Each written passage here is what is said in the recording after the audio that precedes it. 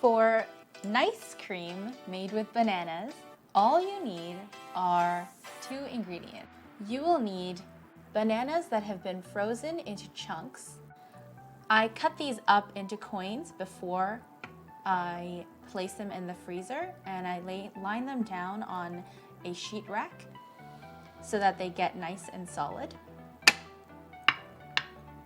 And I also love to use a little bit of raspberry or blueberry compote, whatever you have on hand. You can also just use soy milk or almond milk, whatever you prefer, just to get this going. But I love the added flavor of the compote. So what you're gonna do is you're gonna take your food processor or blender. You're gonna put in the compote or your soy milk or almond milk.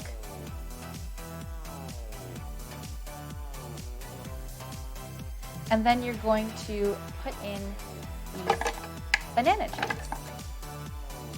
Now blend.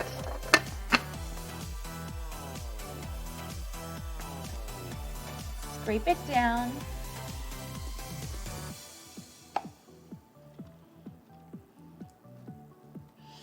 Smells so good already. Oh my gosh.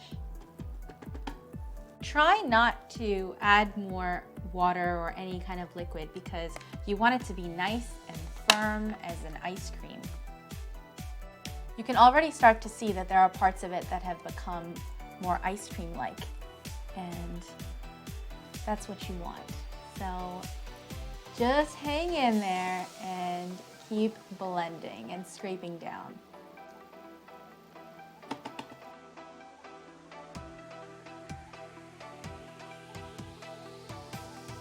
So in literally minutes, you have this deliciously creamy banana ice cream. I love to decorate this with a little bit of granola, some cacao nibs, pepitas or pumpkin seeds, and some coconut, flaked coconut over the top.